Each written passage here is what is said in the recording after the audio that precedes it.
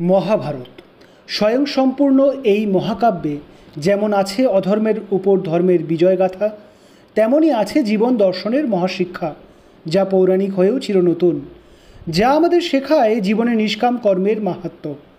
মহর্ষি বেদব্যাস দ্বারা রচিত এই মহাকাব্যের কিছু জানা অজানা কাহিনী শ্রোতাদের সামনে তুলে ধরাই হলো আমাদের এই ছোট্ট প্রচেষ্টার উদ্দেশ্য।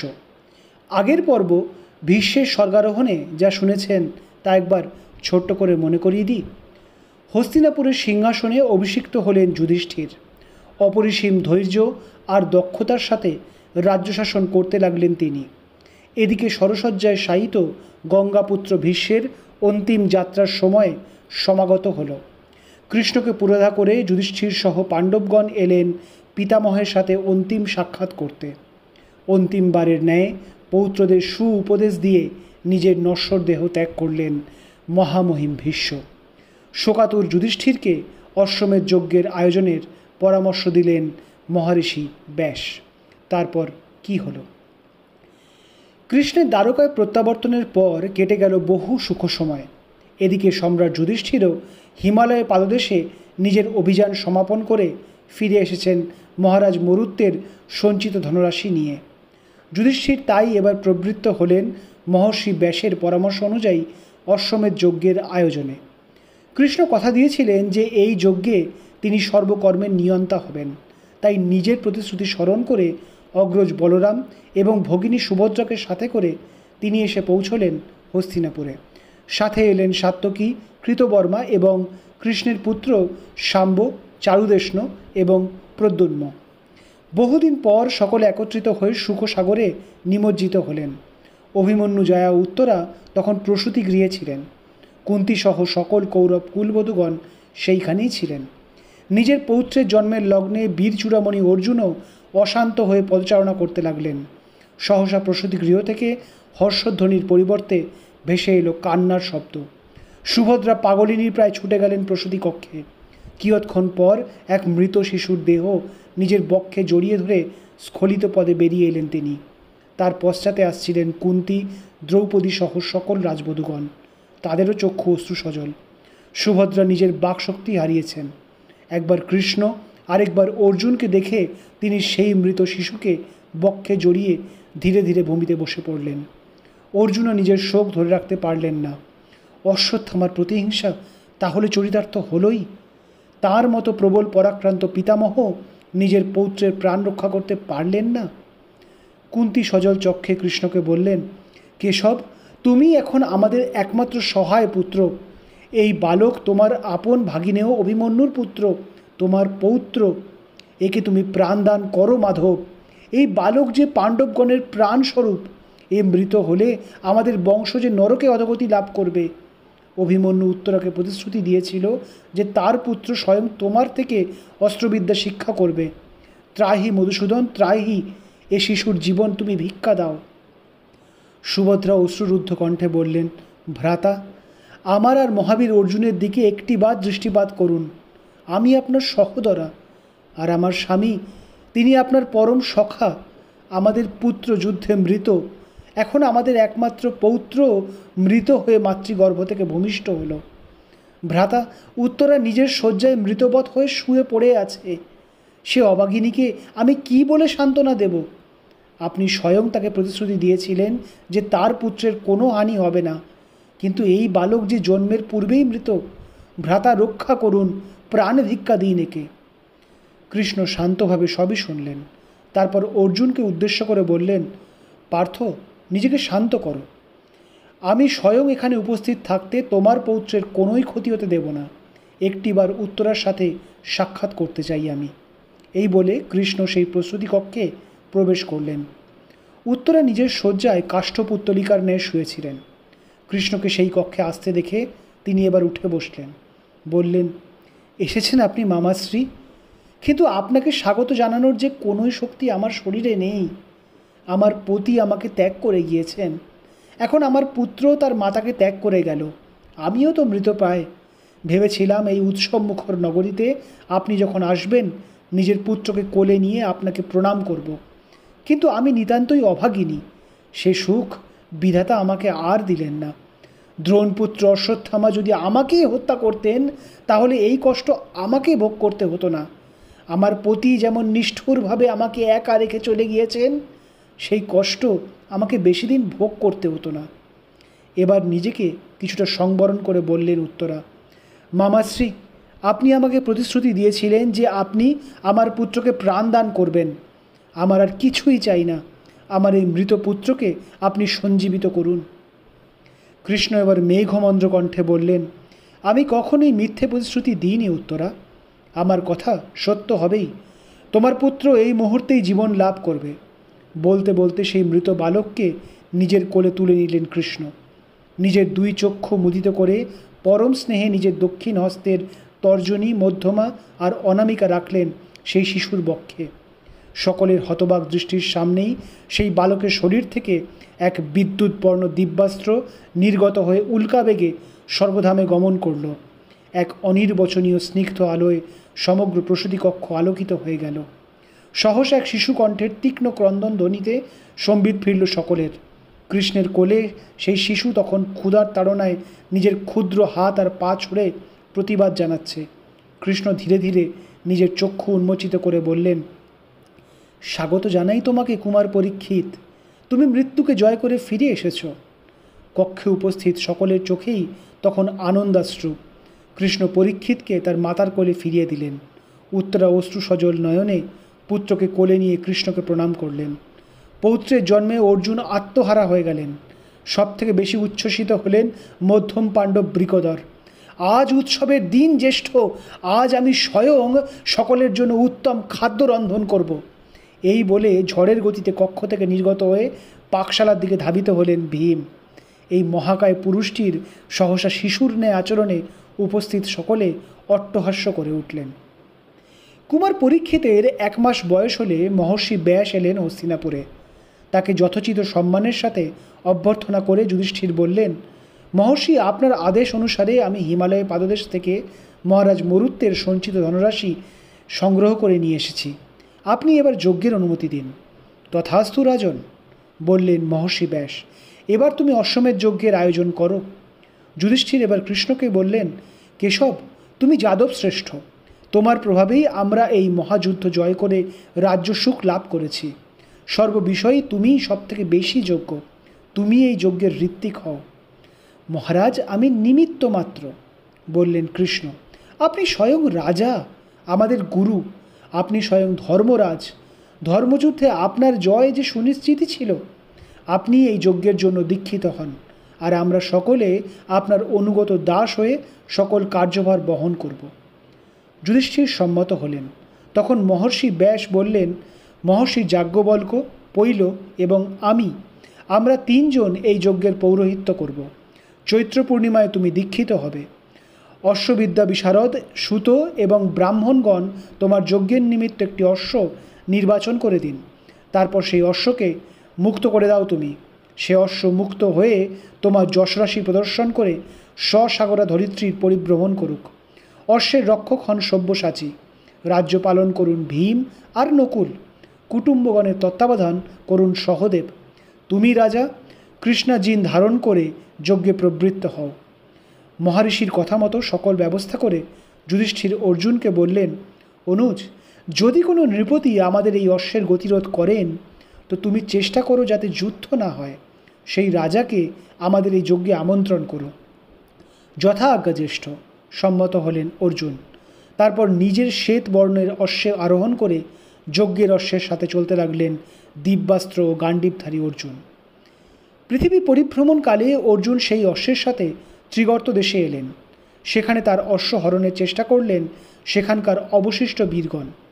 অর্জুন প্রথমে মিষ্ট বাক্যে তাদের শান্ত করবার চেষ্টা করলেন, কিন্তু তাতেও তারা সংবৃত হচ্ছেন না দেখে এবার তিনি যুদ্ধ আরম্ভ করলেন। গান্ডীবের সামনে সেই বীরগণ বেশিক্ষণ দাঁড়াতেই পারলেন না। অতঃপর তাঁরা অর্জুনের বশ্যতা স্বীকার করলেন। যজ্ঞাশ্ব মুক্ত হয়ে বিচরণ করতে লাগল। এইভাবে প্রাগজ্যোতিষপুরেও মৃত মহারাজ ভগদত্তের পুত্র বজ্রদত্তের সাথে অর্জুনের যুদ্ধ হলো। বজ্রদত্তর হস্তিকে অর্জুন বধ করলেন। অতঃপর বজ্রদত্ত পরাস্ত করে সসম্মানে তার রাজমুকুট ফিরিয়ে দিলেন অর্জুন। মুক্ত হয়ে গেলেন বজ্রদত্ত।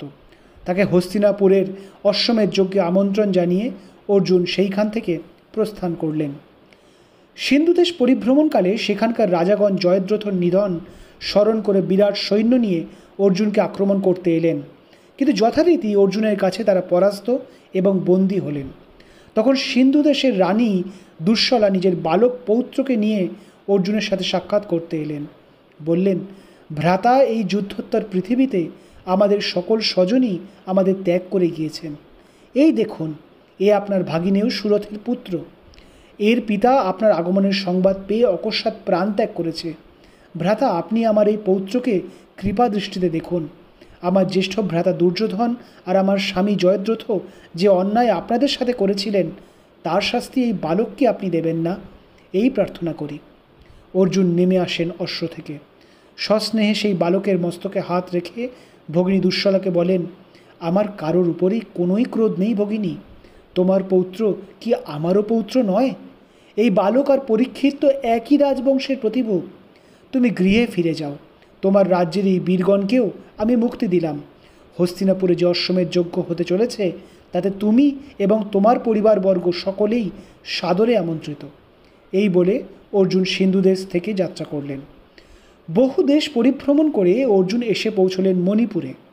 পিতা সব্যসাচী সহসা তার রাজ্যে এসেছেন সংবাদ পেয়ে মণিপুরপতি বভ্রুবাহন ব্রাহ্মণদের অগ্রগতি করে বহু উপঢৌকন নিয়ে পিতার সাথে সাক্ষাৎ করতে এলেন। অর্জুন তার পুত্রের এহেন ব্যবহারে সন্তুষ্ট হলেন না। বললেন, এ কি বভ্রুবাহন, তুমি কি ভুলে গেলে তুমি কাদের পুত্র? তোমার মাতা কিরূপ বীর যোদ্ধা ছিলেন তাকে তুমি বিস্মৃত হয়েছ? আমার সাথে যুদ্ধ না করে তুমি এইরূপ বিনয়ের সাথে সমর্পণ কেন করছো? পিতাশ্রী, আমি আপনার সাথে কেনই যুদ্ধ করব? বললেন মহারাজ বভ্রুবাহন। জ্যেষ্ঠতা তো অশ্বমেধ যজ্ঞের আয়োজন করেছেন, আর সেই অশ্বের সাথে আপনার মণিপুরের আগমনের সংবাদ পেয়ে আপনাকে স্বাগত জানাতেই আমি এসেছি। যুদ্ধের কোনোই প্রয়োজন নেই। ধিক পুত্র, বললেন অর্জুন, আমার পুত্র হয়ে এহেন সমর্পণের কথা তোমাকে শোভা দেয় না। যুদ্ধ করে আমাকে যদি পরাস্ত করতে পারো, তবেই আমি মণিপুরে প্রবেশ করব। সেই সময় সেখানে আবির্ভূতা হলেন নাগকন্যা উলুপি। তিনি বভ্রুবাহনকে বললেন, পুত্র, আমি তোমার বিমাতা উলুপি। মহাবাহু ইরাভান আমার পুত্র ছিল। তোমার পিতা সঠিকই বলেছেন, তুমি এর সাথে যুদ্ধ করো, তবেই তিনি সন্তুষ্ট হবেন। যথা আজ্ঞা মাতা। এই বলে মহারাজ বভ্রুবাহন যুদ্ধে উদ্যত হলেন। পুত্রের এহেন বিরচিত আচরণ দেখে অর্জুনও প্রীত হলেন। পিতা পুত্রের মধ্যে বিক্রম সহকারে দ্বৈরথ আরম্ভ হল, কিন্তু সহসা বভ্রুবাহনের নিক্ষিপ্ত স্বরের আঘাতে অর্জুন অশ্ব থেকে ভূপতিত ও মূর্ছিত হলেন। তার শ্বাসক্রিয়াও বন্ধ হল। মৃতের ন্যায় নিশ্চল হয়ে তিনি ভূমিতে পড়ে রইলেন। পিতাকে হত্যা করেছেন বুঝতে পেরে মহারাজ বভ্রুবাহনও এবার শোকাতুর হয়ে ভূমিতে বসে পড়লেন। তারও চেতনালোপ হল। রাজ্যের উপকণ্ঠে সহসা এই দ্বৈরথের সংবাদ পেয়ে ছুটে এলেন রাজমাতা চিত্রাঙ্গদা।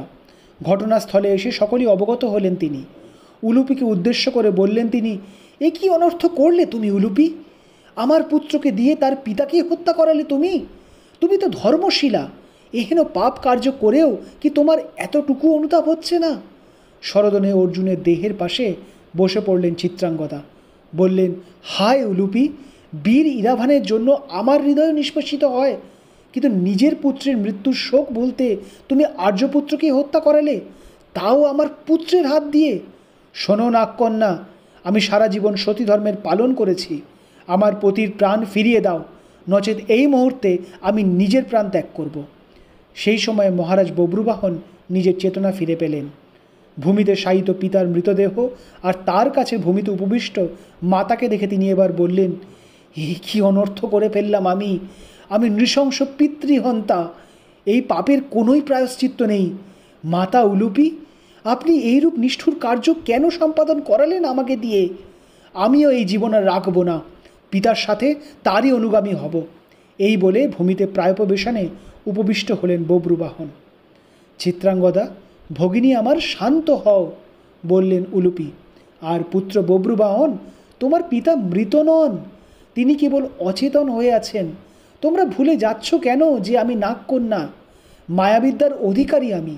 তাছাড়া আর্যপুত্র অর্জুন যে আমারও স্বামী, পত্নী হয়ে তার অশুভ কামনা আমি কিভাবে করি? সত্য বলছেন আপনি মাতা? আমার পিতা জীবিত আছেন? বললেন বব্রুবাহন। হ্যাঁ পুত্র, তিনি জীবিত আছেন, বললেন উলুপি। তারপর সঞ্জীবনী মণি তিনি বব্রুবাহনকে দিয়ে বললেন, এই নাও পুত্র, এই সঞ্জীবনী মণি স্পর্শে মৃত নাক্কুল জীবিত হয়। আর্যপুত্র অর্জুন স্বয়ং দেবরাজেরও অবদ্ধ, তুমি তাকে বধ করতে পারবে না। এই মণি তোমার পিতার বক্ষে স্থাপন করো পুত্র, এই মুহূর্তেই তার চেতনা ফিরে আসবে। উলুপির আদেশে বব্রুবাহন তাই করলেন। অর্জুন যেন দীর্ঘ নিদ্রা থেকে উঠে বসলেন। নিজের পুত্রকে দেখে সস্নেহে তার মস্তকে চুম্বন করলেন তিনি। সহসা সামনে চিত্রাঙ্গদা আর উলুপিকে দেখে অর্জুন হতচকিত হয়ে গেলেন। সকল বৃত্তান্ত তাকে শোনানোর পর উলুপি বললেন, আর্যপুত্র, আজ আপনি পাপ থেকে মুক্ত হলেন, আর তা করল আপনারই পুত্র। আপনি কুরুক্ষেত্রের যুদ্ধে অধর্ম করেছিলেন। শান্তনুপুত্র ভীষ্মকে ছলের সাহায্য নিয়ে শিখণ্ডীর দ্বারা ভূপতিত করিয়েছিলেন। দেবী ভাগীরথী ও অষ্টবসুর কাছে তাই আপনি অপরাধী ছিলেন। তবে সেই পাপ থেকে মুক্তির উপায় ছিল একমাত্র আপনার পুত্রের হাতে আপনার মৃত্যু। এই প্রায়শ্চিত্ত না হলে আপনি স্বর্গলাভ করতেন না। পুত্র আত্মস্বরূপ, তাই আজ বব্রুবাহন আপনাকে পরাস্ত করে আপনাকে পাপ থেকে মুক্তি দিল। সকল কথা শুনে কৃতজ্ঞতায় দুই চক্ষু ভরে উঠল অর্জুনের। তিনি বললেন, তোমার এই ঋণ অপরিশোধ্য উলুপি। আমি সারা জীবন তোমাকে আর চিত্রাঙ্গদাকে বহু কষ্ট দিয়েছি, তারপরেও তোমরা আমাকে এইভাবে রক্ষা করলে, এই জেনে আমার অনুতাপের শেষ নেই। এই বলে তিনি মহারাজ বব্রুবাহনকে বললেন, শোনো পুত্র, তুমি শুধু মহাবীরই নও, তুমি সর্বোত্তম, আমার থেকেও শ্রেষ্ঠ তুমি। আগামী চৈত্র পূর্ণিমায় তোমার জ্যেষ্ঠ তাতো যুধিষ্ঠির অশ্বমেধ যজ্ঞের আয়োজন করেছেন, তা তো তুমি জানোই। তুমি তোমার দুই মাতাকে সাথে করে সেই যজ্ঞে অংশগ্রহণ করবে, এ আমার আদেশ। অবশ্যই পিতাশ্রী, বললেন মহারাজ বব্রুবাহন। কিন্তু আজ আপনি পরিশ্রান্ত, আপনি আজ মণিপুরে অবস্থান করুন। মাতা উলুপি আর আমার মাতা দুজনেই আপনার সাথে রাজভবনে নিবাস করুন। আপনাদের সেবা করবার একটি সুযোগ প্রদান করুন আমাকে। না পুত্র, তা এই মুহূর্তে সম্ভব নয়, বললেন অর্জুন। এখন এক গুরুভার আমার উপর অর্পণ করেছেন তোমার জ্যেষ্ঠ তাতো। আমি এই যজ্ঞের অশ্বকে এবার পুনরায় অনুগমন করব। তোমার মঙ্গল হোক। পুত্র আর তার দুই পত্নীর থেকে বিদায় নিয়ে অর্জুন মণিপুর থেকে প্রস্থান করলেন। এরপর তিনি এসে পৌঁছলেন মগধে। সেখানে জরাসন্ধের পৌত্র মহারাজ মেঘসন্ধির সাথে অর্জুন দ্বৈরথ করলেন। মহারাজ মেঘসন্ধি পরাস্ত হয়ে অর্জুনের বশ্যতা স্বীকার করলেন। তাকে অশ্বমেধ যজ্ঞে অংশগ্রহণ করবার আমন্ত্রণ জানিয়ে অর্জুন ক্রমে ক্রমে বঙ্গ, পুন্ড্র, কোশল, চেদি, কাশী, অঙ্গ, কিরাত প্রমুখ দেশের মধ্য দিয়ে নিজের বিজয়যাত্রা অব্যাহত রাখলেন। দশার্ণরাজ চিত্রাঙ্গদ ও নিষাদরাজ একলব্যের পৌত্রকে পরাস্ত করে তাদেরও বশ্যতা স্বীকার করালেন তিনি। এরপর দক্ষিণ সমুদ্রের তীর ধরে চলে দ্রাবিড়, অন্ধ্র, মহিষাক প্রমুখ রাজ্যের বীরগণকে পরাস্ত করে অর্জুন এবার এসে পৌঁছলেন দ্বারকায়। সেখানে তাকে বাধা দিতে উদ্যত যাদব সেনাকে নিরস্ত করে স্বয়ং বসুদেব অর্জুনকে সস্নেহে নিজের প্রাসাদে নিয়ে গেলেন। বহুমূল্য উপঢৌকন দিয়ে হস্তিনাপুরের বশ্যতা স্বীকার করলেন বসুদেব ও যাদবগণ। অর্জুন ক্রমে পশ্চিম দিকে যাত্রা করে গান্ধার রাজ্যে এলেন। সেখানে গান্ধার নৃপতি তাকে যুদ্ধে আবাহন করলেন। অর্জুন খুব সহজেই তাকে পরাস্ত করলেন।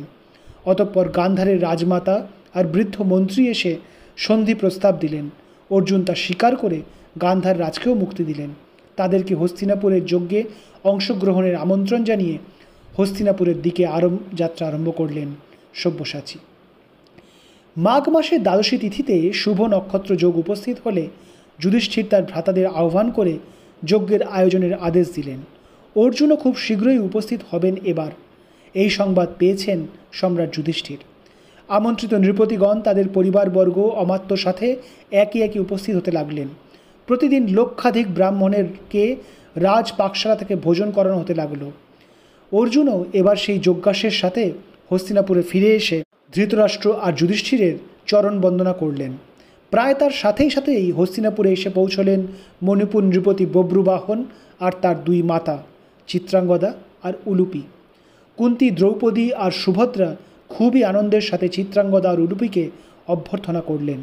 কুন্তী তার 4 পুত্রবধূকে নিজের সস্নেহ আশীষ দিলেন। বব্রুবাহনকে কৃষ্ণ দিব্য অশ্বযুক্ত স্বর্ণরথ উপহার দিলেন।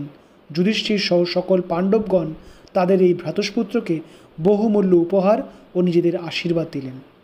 যথাসময়ে অশ্বমেধ যজ্ঞের সূচনা হলো। যজ্ঞের অশ্বকে যূপকাষ্ঠে বলিদান করা হলো। সেই অশ্বের আহুতি দেওয়া হলো যজ্ঞের অগ্নিতে। সেই পবিত্র ধূম আঘ্রাণ করে পাণ্ডবগণ জ্ঞাতি হত্যার পাপ থেকে মুক্ত হলেন।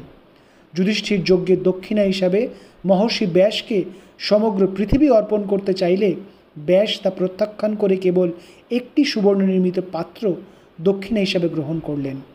উপস্থিত ব্রাহ্মণ, ক্ষত্রিয়, বৈশ্য, শূদ্র সকলকেই যুধিষ্ঠির অকাতরে দান করলেন। সকলে ধন্য ধন্য করতে লাগল। অতঃপর দুঃশলার বালক পৌত্রকে সিন্ধুরাজ্যের সিংহাসন অভিষিক্ত করলেন যুধিষ্ঠির। আগত সকল নৃপতিগণ হৃষ্ট চিত্তে এবার নিজ নিজ রাজ্যে ফিরে গেলেন। কৃষ্ণ আর বলরামও এবার পাণ্ডবদের থেকে বিদায় নিয়ে দ্বারকায় ফিরে গেলেন। এইভাবে অতিক্রান্ত হয়ে গেল ৩৬ বৎসর। একদিন বৃদ্ধ ধৃতরাষ্ট্রকে ডেকে পাঠালেন সম্রাট যুধিষ্ঠিরকে। সংসারে এবার তার বিরাগ উপস্থিত হয়েছে। সম্রাটের থেকে বানপ্রস্থ ও সন্ন্যাস ধর্ম পালনের অনুমতি চাইলেন ধৃতরাষ্ট্র। যুধিষ্ঠির এবার কি বলবেন? আজ এইখানেই শেষ করছি। আগামী পর্বে মহাকাব্য মহাভারতের আরও কিছু কাহিনী নিয়ে আবার আমরা আপনাদের কাছে আসব। ভালো লাগলে জানাতে ভুলবেন না। ধন্যবাদ।